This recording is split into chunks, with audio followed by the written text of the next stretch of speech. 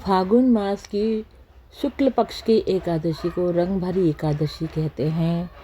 ये श्रद्धा, भक्ति और रंगों से भरा एक पवित्र पर्व है।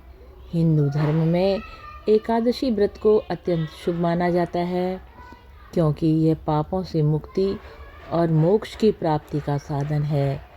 रंग भरी एकादशी का विशेष संबंध भगवान विष्णु के साथ साथ भगवान शिव और माता पार्वती से भी है, इसलिए इसका महत्व और भी बढ़ जाता है।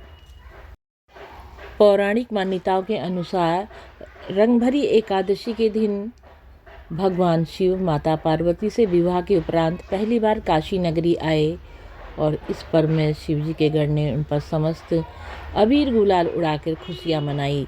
रंगभरी एकादशी को आमल की एकादशी के नाम से भी जाना जाता है। पंचांग के अनुसार फागुन शुक्ल एकादशी की तिथि 9 मार्च रविवार को सुबह 7:45 से लेकर 10 मार्च सोमवार की सुबह 7:44 तक रहेगी। उदया तिथि को मानते हुए रंगभरी एकादशी का उत्सव 10 मार्च को मनाया जाएगा। रंगभरी एकादशी के दिन सुबह उठकर भगवान विष्णु का ध्यान कर व्रत का संकल्प करना चाहिए। इसके बाद स्नान आदि से निवृत्त होकर भगवान विष्णु की पूजा करनी चाहिए।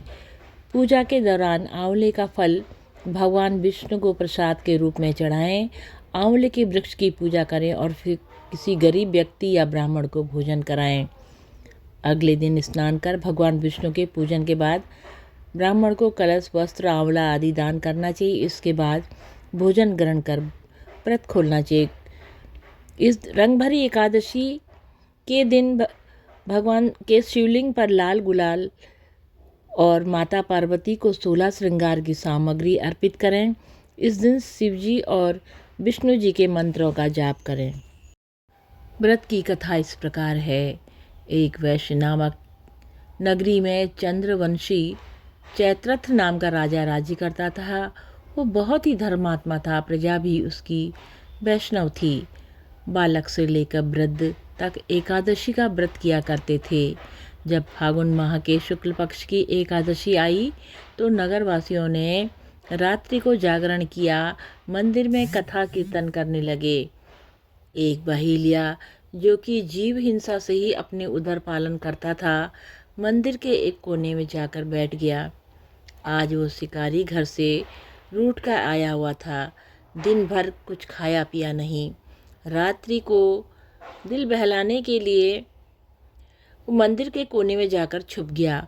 वहाँ विष्णु भगवान की कथा तथा एकादशी व्रत का महात्म्य सुना। रात्रि व्यतीत हो गई। प्रातःकाल घर को चला गया। जब भोजन पाया तो उसकी मृत्यु हो गई। आमला एकादशी के प्रभाव से उसका जन्म राजा विदुरथ के घर हुआ। नाम उसका विदुरथ प्रसिद्ध हुआ। राजा विदुरथ सत्यव्रत, दान, भक्ति इत्यादि शुभ गुण रखता था।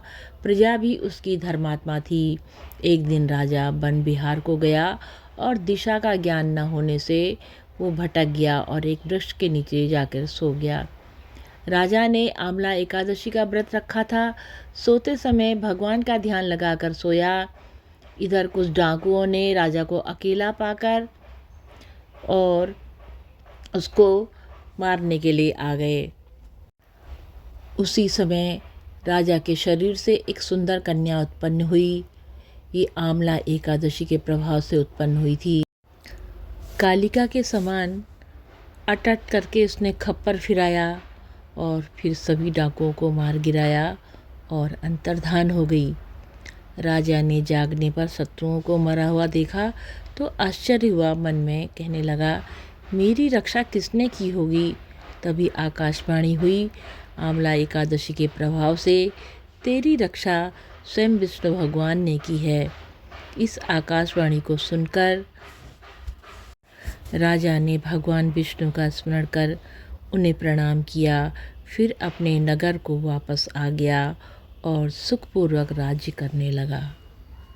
ये कथा ब्रह्म पुराण में वर्णित है।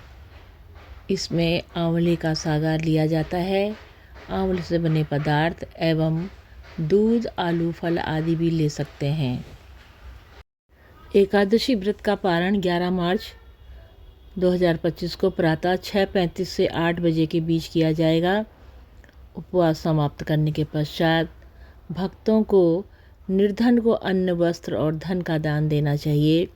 धार्मिक मान्यता के अनुसार इस दिन किया गया दान जीवन भर धन और समृद्धि की कमी नहीं होने देता।